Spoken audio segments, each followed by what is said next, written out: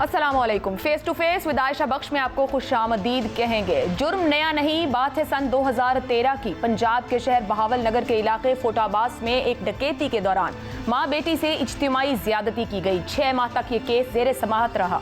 मुबैना तौर पर मुलजिम ने मुतासिरा खानदान को डरा धमका कर मुद्दई से सुलह कर ली और मुतासिरा खानदान को मजबूरन अपना घर बार छोड़कर जाना पड़ा। जुर्म खत्म ना हुआ, इस जुर्म की कहानी जारी रही। 2 रोज पहले लाहौर के इलाके गुज्जरपुरा में मोटरवे पर एक खातून से ज्यादती के वाक़े के बाद पुलिस ने मुलजिमों की तलाश शुरू की। अब से चंद लम्हे पहले वजीर आला पंजाब मीडिया पर आए और मीडिया को आकर ये बताया 72 घंटों से कम वक्त में हम मुलजिमों तक पहुंचने में कामयाब हो गए हैं। अगले ही जुमले में कहा वो बहुत जल्द कानून की गिरफ्त में होंगे, अब तक गिरफ्तार नहीं हो सके हैं। आईजी पंजाब इनाम गनी साहब की जानिब से इसी प्रेस ब्रीफिंग में हम सबको ये बताया गया है, जियो फेंसिंग करवाई गई, नादरा से डाटा इकट्ठा किया गया, फिंगरप्रिंट्स लिए गए, इलेक्शन कमीशन से डाटा लिया गया, साइंसी तहकीक की गई और हम मुलजिमों तक पहुंचने में कामयाब हो गए हैं। ये 2 लोग हैं। आबिद अली, जिसका ताल्लुक बहावल नगर से बताया जा रहा है, जिससे मुतालिक मैंने अपने आगाज़ में बात की है। इसके मुतालिक वज़ीर आला पंजाब ये बता रहे हैं कि 2013 से 17 तक जो मुकदमात हैं, इसमें 2 गैंग रेप के केसेस हैं। 7 मुकदमात इस शख्स पर दर्ज हैं।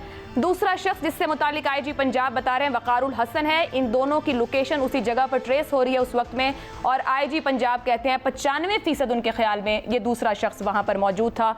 अब हमें ये बताया जा रहा है कि इनको आज लोकेट किया गया दोपहर 12 बजे पर। इनके पास इनकी गिरफ्तारी के लिए टीमें भेजी गईं, मगर गैर ज़रूरी तौर पर बहुत सी मालूमात सामने आने के बायस ये दोनों फरार होने में कामयाब हो गए हैं। सवालात उठते हैं बहुत से। ये गैर ज़रूरी मालूमात जिसकी ज़रूरत नहीं थी और कानून नाफिज करने वाले इदारों तक रहनी चाहिए थी, ये क्यों वक्त से पहले सामने आई या लाई गई? कौन जिम्मेदार है? अगर गिरफ्तारी अब तक अमल में नहीं आ सकी तो जिन 2 लोगों को सामने लाया गया है, इल्ज़ाम दिया गया है, इतनी सारी मालूमात इस वक्त सामने रखने का मकसद क्या था? क्या पंजाब हुकूमत किसी दबाव में आकर इस प्रेस कॉन्फ्रेंस के लिए सामने आई? एक ऐसी प्रेस कॉन्फ्रेंस जिसका ऐलान बहुत घंटे पहले कर दिया गया कि शाम 6:30 बजे एक प्रेस कॉन्फ्रेंस करके बताया जाएगा कि चंद घंटों में कामयाबी मिली, तो वो कामयाबी क्या है? इदारे क्या अपने SOPs के नीचे काम कर रहे हैं? अगर मालूमात थी और गिरफ्तार हो चुके थे तो फिर ऐसी किसी प्रेस कॉन्फ्रेंस की ज़रूरत बनती थी।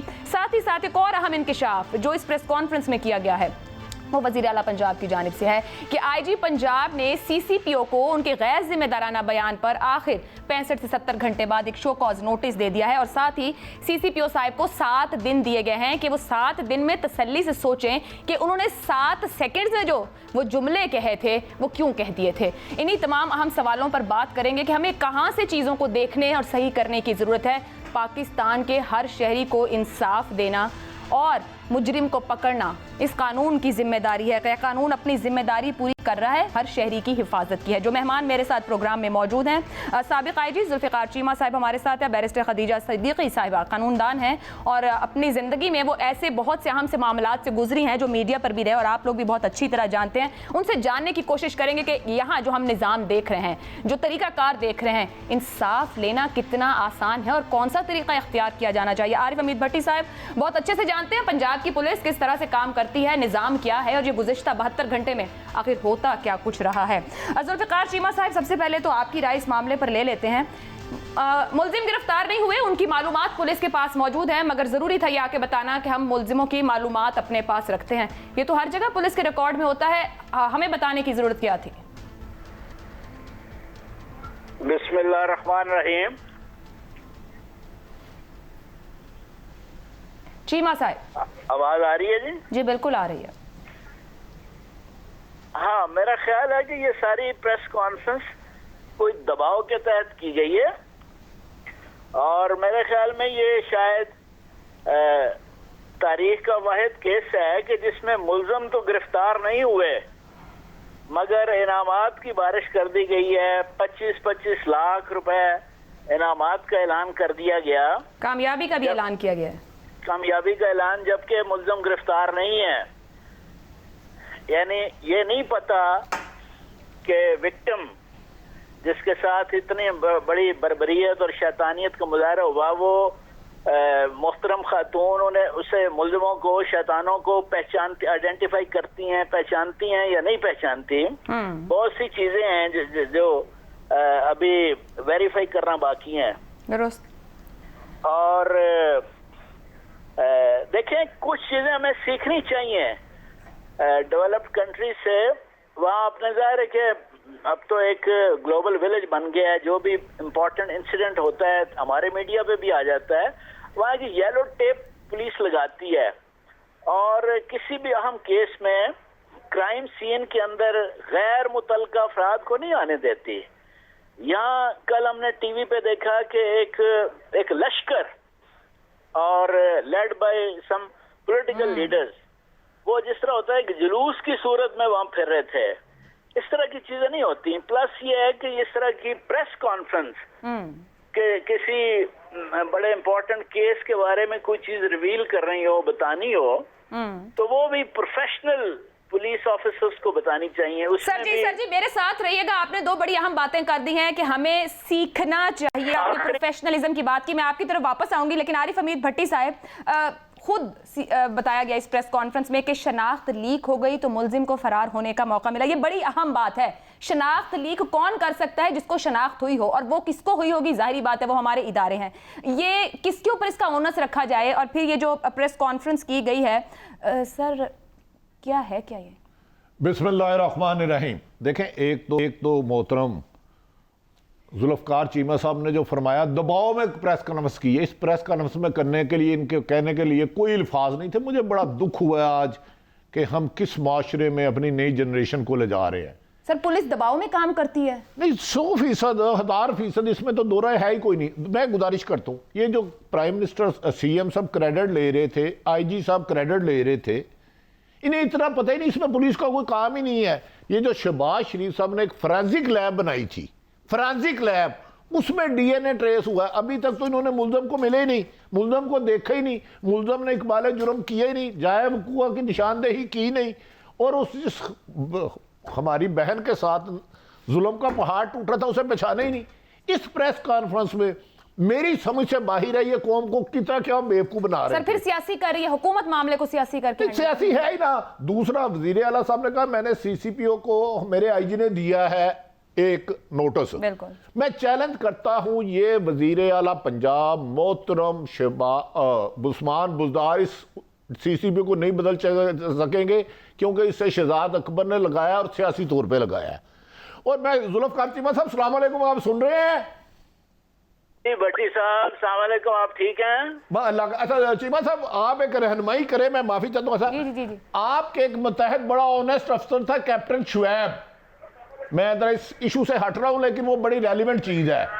वो थे ऑनेस्ट अफसर? जी बिल्कुल, बड़ा ऑनेस्ट भी था, अपराइट था, और बड़ा दलेर अफसर था। आपने ठीक कहा। अच्छा, तो मैंने सुना है मौजूदा IG मोहतरम इनाम गनी साहब के बारे में इंसानी स्मगलिंग की उन्होंने इंक्वायरी की थी और उन्होंने गिल्टी करार दिया था, जिस पर मौजूदा IG इनाम गनी को 2 साल प्रमोशन नहीं मिली थी। ये सच है या गलत है? भट्टी साहब, आपको मेरी आवाज आ रही है? जी आ रही है, मैं सुन पा रहा हूँ चीमा साहब आपको। अच्छा जी, सबसे पहले आपने ये जो पॉइंट आउट किया है, मैं आपको मुबारकबाद देता हूँ, और मुझे ये खुशी है कि आप में वो जुर्रत और हिम्मत बिल्कुल कायम और दायम है जो किस जमाने में हम देखा करते थे, और आप हक सच की बात बड़ा अल्लाह ऐलान करते थे। ये बहुत खुशी की बात है, और मीडिया में आप जैसे लोगों का वजूद बहुत बड़ी गनीमत है। ये बिल्कुल आपने 100% ठीक कहा कि वो एक ईमानदार, अपराइट और दलेर अफसर था, और ये ह्यूमन स्मगलिंग के केसेस बढ़ गए थे। ब्रिटिश एम्बेसी ने शिकायत की, गवर्नमेंट ने FIA के जिम्मे लगाया। FIA ने एक कमेटी बनाई, that was headed by captain Shoaib, और उस कमेटी ने ये इनाम गनी, चूंकि उस वक्त डायरेक्टर था FIA, इसके अंडर था इमिग्रेशन, और इसको उस कमेटी ने गिल्टी होल्ड किया, मुजरिम करार दिया। और फिर वो कैप्टन शुएब बाद में प्राइम मिनिस्टर साहब, मौजूदा प्राइम मिनिस्टर साहब इमरान खान साहब को मिला, उन्होंने सारे फैक्ट्स बताए, और इमरान खान साहब ने इंटरकॉम उठा के कहा आजम खान वो किधर है इनाम गनी? उन्होंने कहा जी गालिबन वो IB में आई। उन्होंने कहा कि ये तो करप्ट है और उसने मुल्क को बदनाम किया है, निकालो इसको। हम हैरान हैं कि जिसको पीएम साहब निकालने तुले हुए थे, निकालना चाहते थे कि क्योंकि वो मुल्क की बदनामी का बायस था, उसी बुरी शोहरत के आदमी को उन्होंने सबसे बड़े सूबे का आईजी लगा दिया। ये इस सूबे ने क्या जुर्म किया है? सूबे ने क्या जुर्म किया है? चीमा साहब साथ रहिएगा, इंतहाई अहम सवाल सीसीपीओ का बयान और जो अब आईजी है मौजूद से मुतालिक जो साबिक आईजी हैं जो गुफ्तगू कर रहे हैं, जिन रिपोर्ट्स का हवाला दे रहे हैं, इस पर कुछ मजीद बात करते हैं इस ब्रेक के बाद।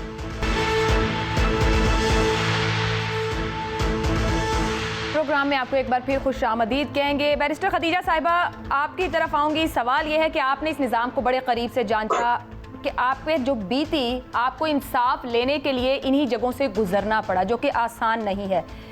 अब आप खुद एक बैरिस्टर के तौर पर काम कर रही हैं, मगर आप कामयाब हुई इंसाफ लेने के लिए। इंसाफ लेने का क्या तरीका है? जहां जो हम देख रहे हैं एफआईआर की रजिस्ट्रेशन से लेके तहकीकात तक कोई भी मामला ना सीधा है ना आसान है, और जो मजलूम है सवालात सब उसकी तरफ हैं, उंगलियां सब उसकी तरफ उठ जाती हैं। मुजरिम को खुद आसानी दे दी जाती है, एक ऐसा मुजरिम जो कि ऑलरेडी बहुत सी एफआईआर है उसके ऊपर, मगर वो बासानी 8 साल से इस माशरे में घूम रहा है। जी, बड़े अफसोस की बात है आयशा इसमें कि हमारे माशरती रवैये इतने गलत हैं इस सब चीज़ों को लेके, जुराइम को लेके ख़ास तौर पे। अभी आपने एक जो स्टेटमेंट सी सुन ली है हमारे सीसीपीओ साहब की तरफ से, जो कि एक ओहदा रखते हैं, उनकी अथॉरिटी है, उनको हम लुक अप टू करते हैं कि यह हमें इन्वेस्टिगेशन सही करेंगे, ये हमें इतनी हौसला अफजाई करेंगे कि ये हमारे मुहाफिज हैं और सही मायनों में हमारे मुहाफिज हैं। लेकिन उनकी तरफ से जुमले ये आए कि जी रात को लड़की क्यों निकली, लेट क्यों निकली, उसने जीटी रोड क्यों नहीं ली। आप ये बता दें फिर सीसीपीओ साहब हमें कि रेप फ्री सड़कें कौन सी हैं, या फिर हमसे कोई रेप फ्री टैक्स लेने लग जाए औरतों के लिए। लेकिन जिम्मेदारी लें, इसको ओन करें कि आपसे लैप्स हुआ है, नेग्लिजेंस हुई है पुलिस की तरफ से, इस चीज का एतराफ तो करें, गलती माने अपनी। लेकिन नहीं, बड़े अफसोस के साथ अभी तक वो डटे हुए अपने जुमलों के ऊपर। जहां तक बात आ जाती है इंसाफ की, अभी आप देख लें जिस कदर प्रेशर है, बेतहाशा प्रेशर है हर तरफ से, मीडिया पीछे पड़ी हुई है, लेकिन अभी तक गिरफ्तारी नहीं हुई, मुजरिमों तक वो लोग पहुंच गए।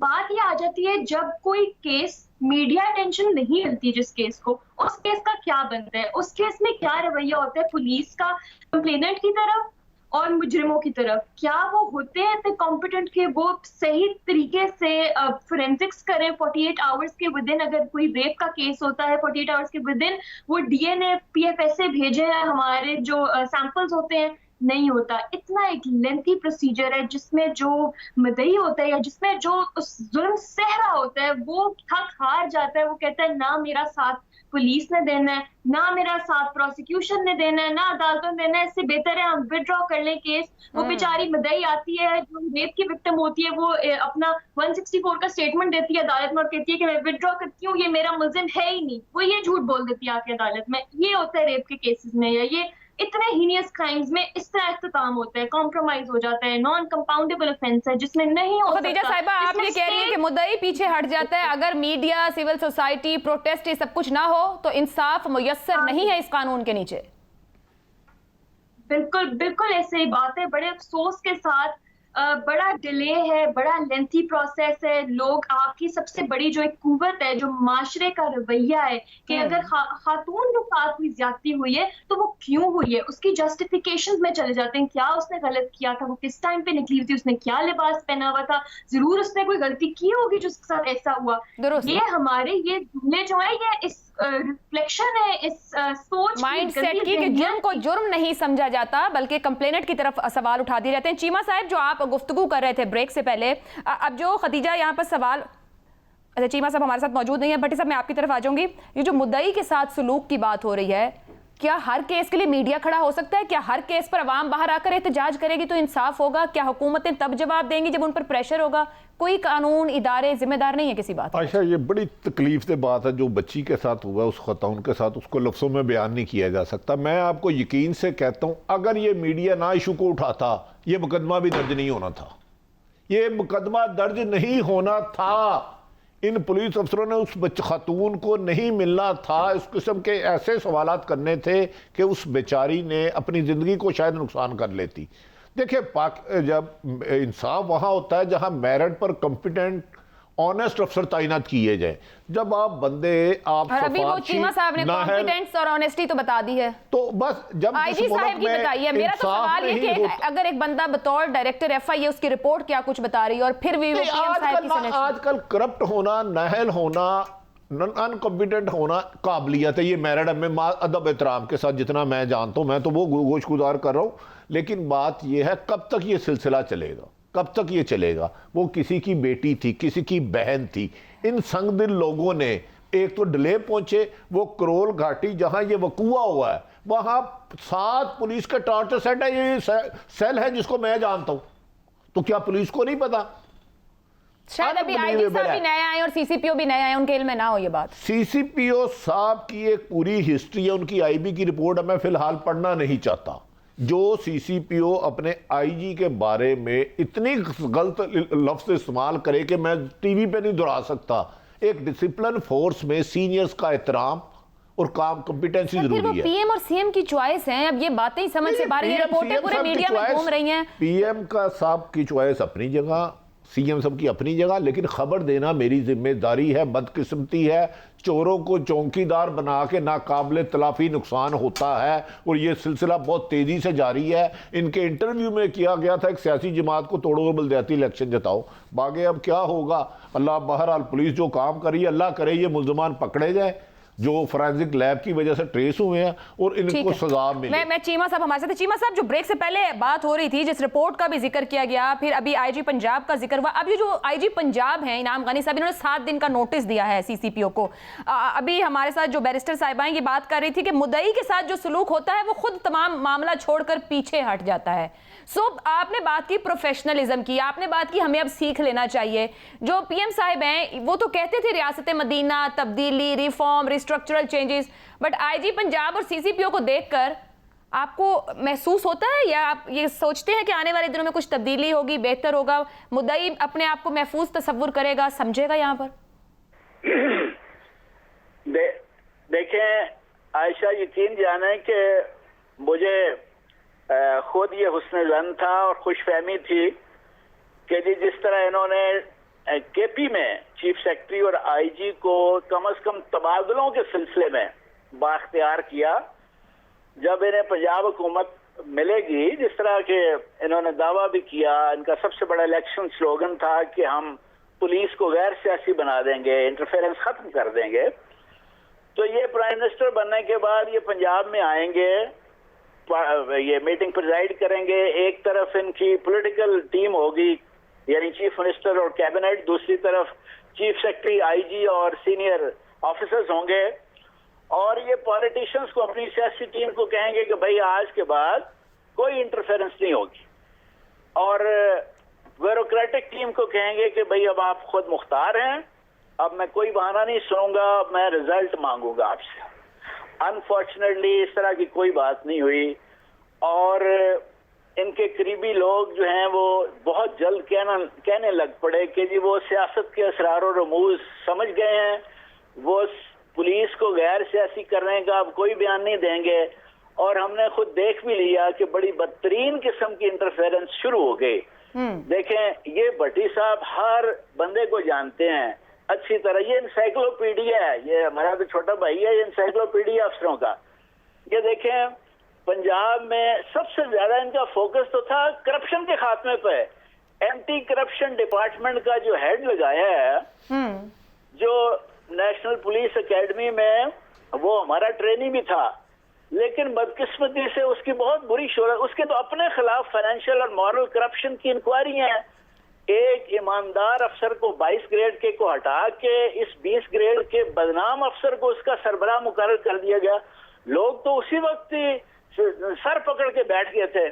और अब चीमा साहब फिर तो हर ईंट उठाएंगे, और हर ट्रेनिंग सेंटर से अगर ऐसे लोग बाहर आ रहे हैं तो फिर आईजी का ये सीसीपीओ से 7 दिन का नोटिस, क्या मतलब है, क्या मजाक कर रहे हैं हम? ये जो दो अफसर आखिरी तोहफा पंजाब को दिया, इस पे तो मैं कहता हूँ कि नात का सर में गरीबा है, उसे क्या, यानी कुछ समझ नहीं आती कि ये क्यों इस तरह का।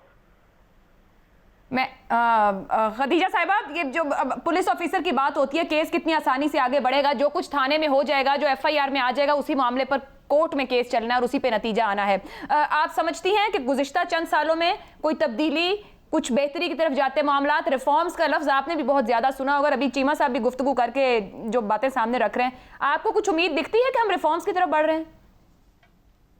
देखिए, रिफॉर्म तब आता है जब सोच तब्दील होती है। जितनी मर्जी कानून साजी कर ली जाए, जितने मर्जी इनको आप पुश कर दे कि जी इस पे भी कानून लाएं, इससे भी कानून आते रहेंगे, लेकिन जब तक ये सोच ना बदलेगी, गंदी जहनियत कि औरत ही अपने साथ होने वाली ज्यादती की जिम्मेदार है, तब तक ये कोई रिफॉर्म की आप बात कर लें, जो इनको आप थाने की बात कर लें, थाने में रवैयों की बात कर लें, जिस तरह फीमेल्स के साथ ट्रीटमेंट होती है, अब उसके बाद जब तक जेंडर सेंसिटिविटी के ऊपर इनकी ट्रेनिंग्स नहीं होंगी, इनको सिखाया नहीं जाएगा कि औरत की इज्जत कैसे करनी है। ये बड़ी बेसिक चीज है जो आपको घर में आपकी तरबियत होती है। जब वही इतनी खराब है, इतनी नाकिस है, तो बस यही है कि जी औरत साथ जो मर्जी सलूक कर लो, वो तो खामोश हो जाएगी, वो बोलेगी नहीं, उसके पास तो है ही नहीं कुछ भी उसमें। और जब सबसे बड़ी बात आ जाती है, जब मर्द हजरात बोलते हैं जी इज्जत लुट गई, औरत की तो इज्जत का मामला, किसकी इज्जत? जो जुर्म करते हैं उसकी इज्जत का मामला होता है, उसका डिसऑनर होता है, ना कि उसके ऑनर की बात करें आप जिसके साथ बुरा सलूक हो रहा है। तो ये हमारे जो कुछ टर्मिनोलॉजीज है ना, हमें इनको चेंज करने की जरूरत है, तब हम जाके रिफॉर्म की बात करें कि जी हाँ, अब हम औरत को एक अच्छे प्लेटफॉर्म पे देखने लग गए हैं, अब हम उसकी इज्जत करने लग गए, अब कुछ चेंज आ सकता है। ठीक है, ये बड़ा हमें सोच बदलेगी। चीमा साहब ने सोच बदलने की बात की है, जो हुकूमत की थी भट्टी साहब के, वो सोच बदल गई कि ये जो हमें सियासत से पाक पुलिस करनी है, निजाम नहीं चलना, एक सोच बदलने की बात ये करें, बट सोच तो वाकई लीडर्स की या हुकूमत की या इदारों की बदले तो नतीजा निकलता है। देखिए, इंसान जिस शख्स के कोलो फेल में तदाद होता है वो काज नहीं कर सकता। दावे बुलंद व बाले इन्होंने किए, हम भी समझे थे बेहतरी होएगी, लेकिन पहले से बहुत ज्यादा तबाही हो गई है। जिस हमारी बहन के साथ ये हुआ है, मेरी दुआ सर, ये पंजाब पुलिस के साथ क्या हुआ? ये जो अभी चीमा साहब बात करते, उम्मीद थी कि केपीके में हुआ यहाँ हो जाएगा, क्यों नहीं हो सका? पुलिस में बिक रहे हैं तबादले। मैं कुछ नहीं फैक्ट्स कहना चाह रहा, जितने बुरे हालात हैं माजी में नहीं थे, नहीं थे, नहीं थे कर रहा है। ये तो आप बड़ी बात कर रहे हैं कि माजी में थे, माजी वालों को तो ये कहते हैं। मैं माजी में अच्छे नहीं कह रहा, लेकिन इन्होंने तो इंतहा कर दी है। सर, आगे निकल गए ना एक कदम। अफसर के तक पहुंचना नामुमकिन है। अफसरान सिर्फ प्रोटोकॉल के लिए रह गए हैं। अवाम डाकुओं के ब्रह्मो करम पे, चोरों के, राज़ानों के, रेपिस्ट के सर, ये तो अभी एक्सेप्ट भी किया उन्होंने आईजी साहब ने कि रिपोर्टेड क्राइम बढ़ गया है। ये तो वो खुद एक्सेप्ट क्राइम बढ़ गया। मैं अब आईजी साहब के बारे में कुछ अर्ज नहीं करना चाहता। हमारी दुआ है इस बच्ची के साथ जो हुआ, उसके बाद जो सीसीपीओ ने गैर जिम्मेदाराना गुफ्तगू की, कम से कम उसके खिलाफ कार्रवाई तो कर दें। कोई ऑनेस्ट, ईमानदार, अभी आपने बड़ी अहम बात कर दी। आप समझते हैं सीसीपीओ के खिलाफ कार्रवाई नहीं होगी ना? वो क्योंकि शहजाद अकबर साहब ने लगवाया है। मैं फिर आपको नाम बता रहा हूं किसने लगवाया है। सर, तो शहजाद अकबर साहब वजीर आजम और वजीर आला से ऊपर हैं। वो आईजी साहब को प्रिंसिपल सेक्रेटरी आदम खान साहब ने लगवाया है। जुल्फकार चीमा मोहतरम साहब ने आपको डिटेल बता दी है। हम लोग चोरों को चौकीदार बना के समझते हैं घर की हिफाजत होगी। उन घरों की नाकाबिल तलाफी नुकसान होता है जहां मुहाफ़िज़ आपके साथ सिंसियर ना हो और अपनी जिम्मेदारियों से आगाह ना हो। मैं बहुत बहुत शुक्रिया अदा करूंगी आरिफ हमीद भट्टी साहब, बैरिस्टर खदीजा सिद्दीकी साहिबा हमारे साथ ही, जुल्फ़िकार चीमा साहब थे। बात वहीं होती है कि इस जहनियत को, सोच को बदलने की ज़रूरत है। जिसकी जो जिम्मेदारी है वो ईमानदारी से अगर अदा होगी तो निज़ाम बेहतर तौर पर डिलीवर कर सकता है। अगर हर बात को, हर मामले को सियासी कर दिया जाएगा तो नतीजा कुछ भी नहीं निकलेगा। आप अपना फीडबैक भेज सकते हैं। इजाज़त दीजिए, अल्लाह हाफ़िज़।